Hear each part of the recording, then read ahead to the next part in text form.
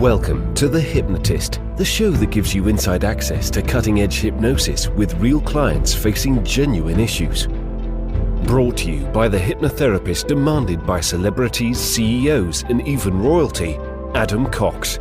These recordings took place live from Adam's clinic in London's world-famous Harley Street. This podcast features powerful hypnosis, so do not listen while driving or operating machinery. This recording is not suitable for those with epilepsy or severe mental health issues. So, get yourself comfortable and enjoy today's episode of The Hypnotist. Hi, it's Adam here, and on this hypnosis session that you're just about to listen to, you're going to be listening to a session created about emotional triggers. And I was working with a client that had just recently done something where they were presenting to an audience, and they had a workshop they were doing, and they got some criticism. But the criticism that they had received was from one person that only saw a small element of what had actually happened, and all the rest of the feedback was really positive. But this client felt devastated by this feedback because they were giving too much value to this one bit of feedback, this one bit of criticism. So what you're going to hear in this particular session is a way of gaining perspective if there is disrespect or criticism or something rude, a way of responding rather than reacting, to actually have the ability to choose how and even if you respond to a situation. And it wasn't just this specific thing. This was a microcosm of what was happening in their life. And there's a few metaphors here. There's a metaphor of binoculars. So if you imagine just the incredible landscape, but with the binoculars, you hone in on a tiny thing that's either boring or unpleasant. Your mind could assume that everything is boring or unpleasant, when in fact, you're focusing on a tiny thing, not the big picture. And then there's another element of using photography and a giant photo to come up with a similar kind of message. Because what I wanted this client to really get a sense of is the fact that by zoning out and zooming out, they're able to see a lower level of importance. And in psychology, we call this catastrophization, where people make something small a really big part. And some people do this with events that have happened in their life. So this one bad or embarrassing thing happens, and then that almost defines them. They ruminate over that thing rather than zooming out and looking at the big picture. And generally, that's a more helpful way of doing it. But there's also metaphors about how to deal with provocation, or what can feel like provocation. So there's a bit going on in this session. If you like the idea of working with me directly, there will be a link in the description where you can schedule a free consultation call. For now, though, find a quiet, comfortable place where you won't be disturbed, relax, and enjoy the session.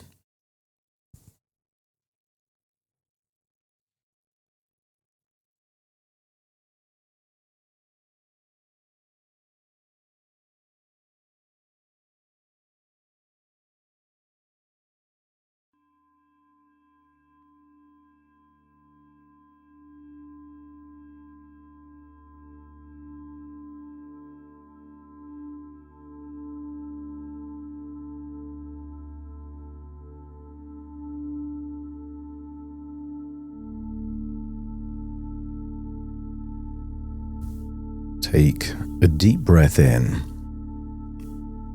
and as you breathe in that resourceful feeling of calm and relaxation. And as you exhale, just allow your eyelids to close. That's it. And notice, with your eyes closed, just how much easier it is to allow you to focus on the sound of my words as you continue to breathe in that relaxation and exhale feelings of any stress, worry, or tension. As you consider this an emotional transfusion, breathing in what you need and exhaling echoes of intense feelings that may not be useful for you right now. Allow the echoes to do what echoes do perfectly. Naturally fade away. That's it. And scan your body for any clues of tension, stress, or worries. Maybe around your forehead, your jaw, your neck, or your shoulders. Sometimes sensations like anxiety and worry can be there in the gut. But as you breathe in that resourceful feeling of relaxation, feel any of those sensations start to melt away.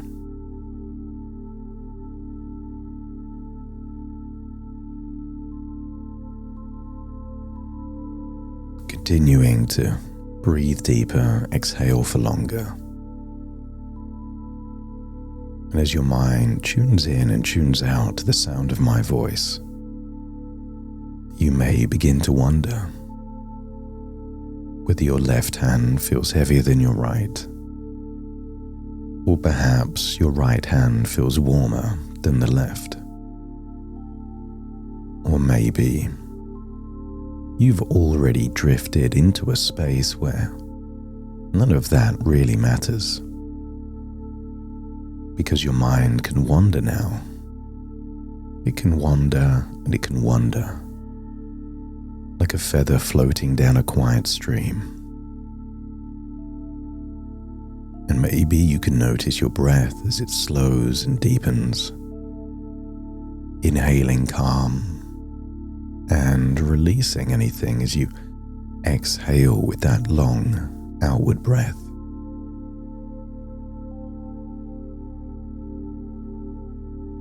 And with every sound you hear and every breath you take, maybe you find yourself sinking deeper and deeper into deep relaxation. Just like those times when you've gently lowered yourself into warm, relaxing water. The kind that makes it super easy to relax deeply. The kind that supports you completely. And nothing needs to be done except to allow it. And as your body relaxes, your mind opens, ready to receive new perspectives, new insights, new levels of resilience. I want you to imagine being on board a boat, surrounded by incredible natural beauty.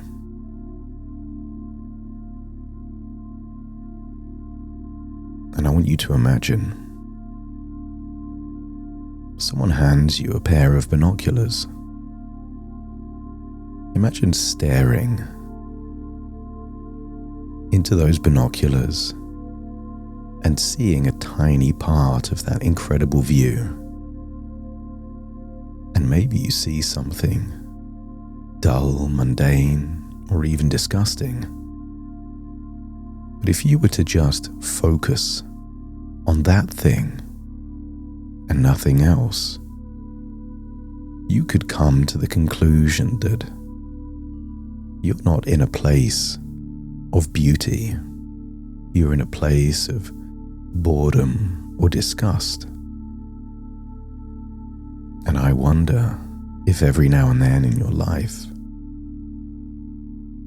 your mind takes you to that 0.01% of what's happening in your reality and making that small thing big so it feels devastating when it's just a tiny, tiny part of what's really going on.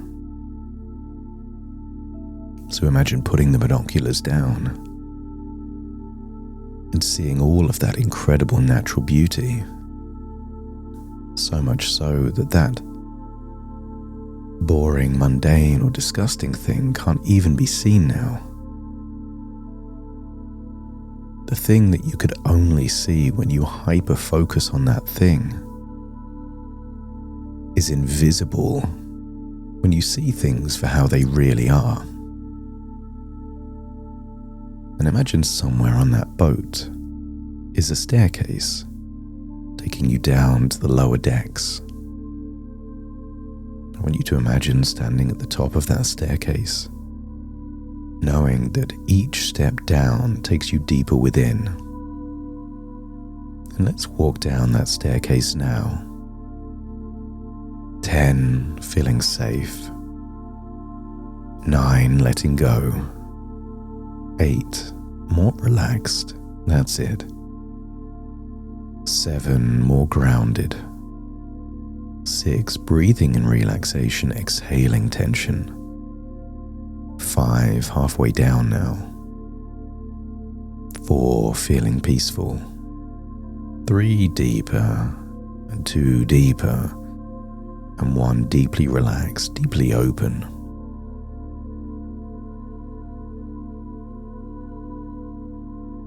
And instead of being in the lower part of a boat, I want you to imagine yourself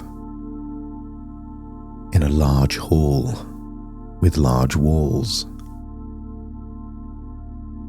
And I want you to imagine in this calm space, you imagine that one of those giant walls of the hall is a photograph, enormous, as tall as a house, stretching from one side of the wall all the way to the ceiling, the floor, and then the other wall. And maybe it's a stunning landscape, maybe a beach, or a field of wild flowers. A picture so breathtaking, you could get lost in its beauty. But I want you to imagine walking close to the wall and see something small, perhaps no bigger than a coin,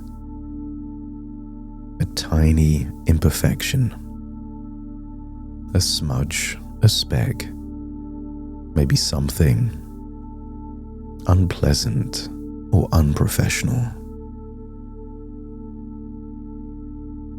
But this is a tiny part of this big picture, such a tiny part of a huge picture.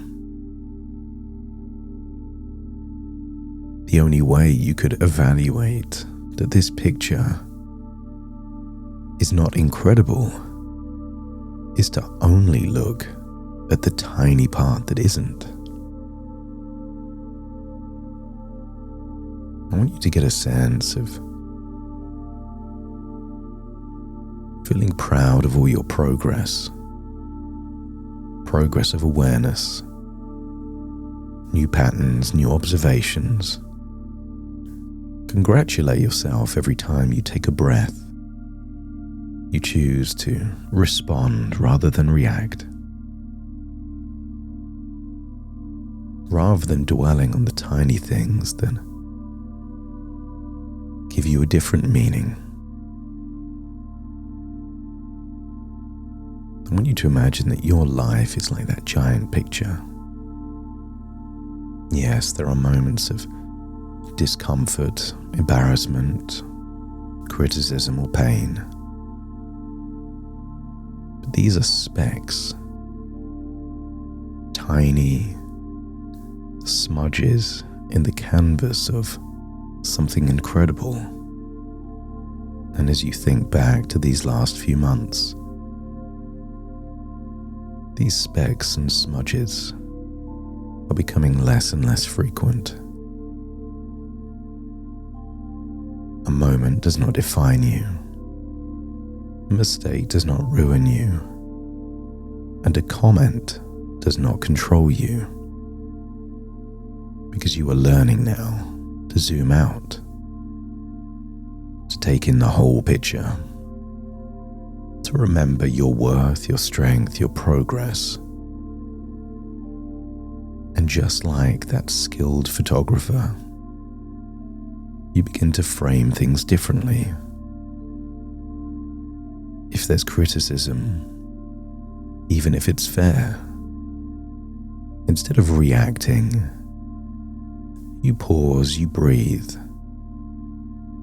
You start to evaluate it from different perspectives. Is this about me or about them? Are there nuggets of gold in the sludge of this feedback? You give yourself time and space. You take pride in responding instead of reacting. And if every now and then you do react in a way that, with hindsight, you'd have preferred not to, that's also okay too. Because even then, you grow, you reflect, learn, adjust, replay that moment until it's exactly as you would have wanted it to have been. So you are priming yourself.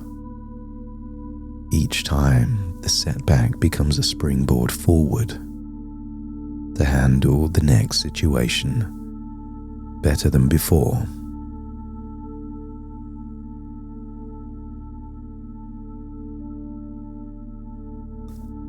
You are becoming more and more resilient, more aware of your progress. Instead of fixating on what isn't perfect yet, you're appreciating just how far you've come. Imagine you're back on the deck of that boat, looking out at the oceans. And I want you to imagine your emotions as waves on that ocean. And maybe in the past, there was no waves and then a tidal wave. Nothing and then something extreme and destructive. Crashing down like those big tidal waves. Affecting you, affecting others. Damaging friendships, relationships. But see the waves changing now. The waves become smaller, gentler, manageable. Your future is not the absence of waves. It's just more waves of your choosing. More waves that are easier to manage.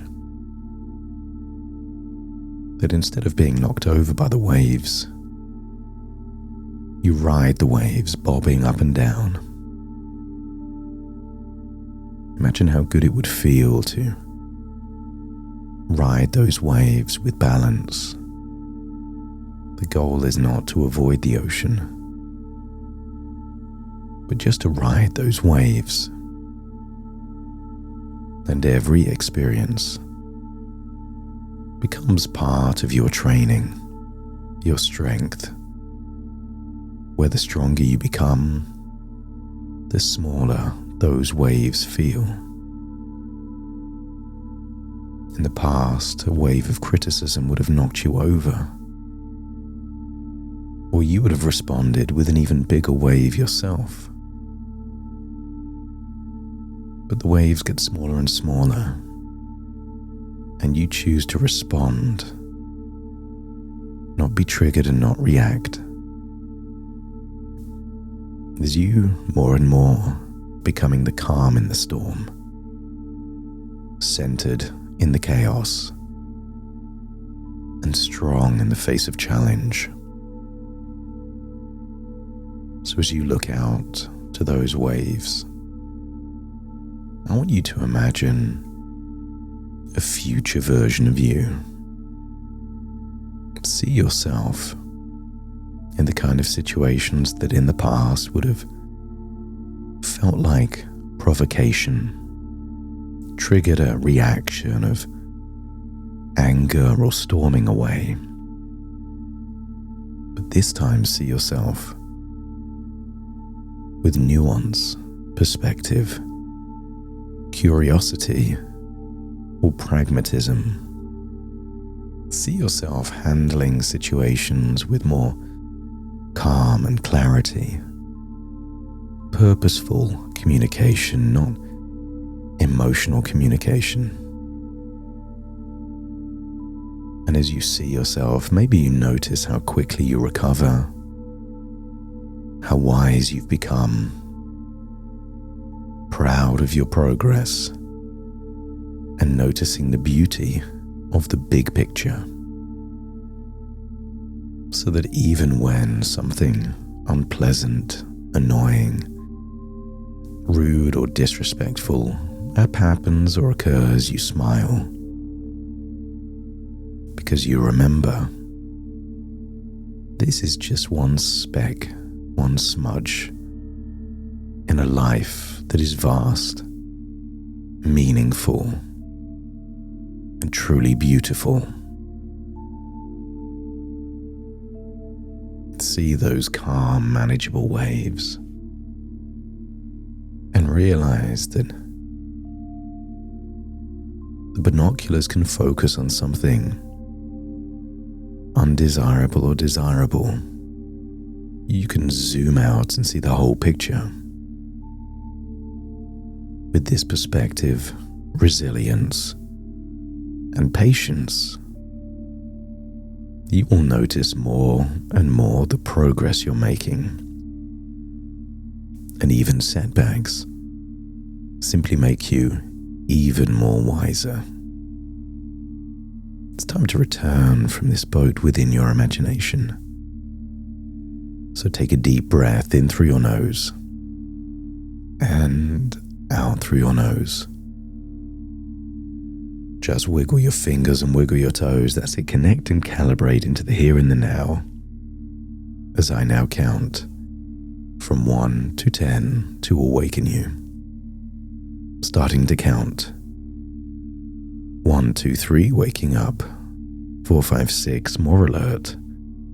7, 8, open your eyes, open your eyes. 9, 10, wide awake, wide awake, wide awake.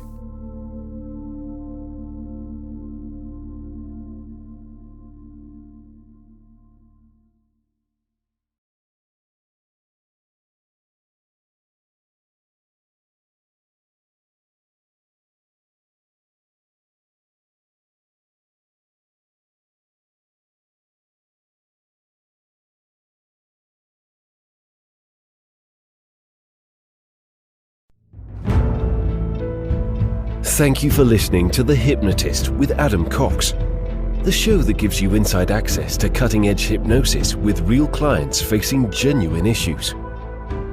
To automatically receive the latest episodes, please subscribe. If you'd like to support the show, please share this episode with just one friend you think it could help.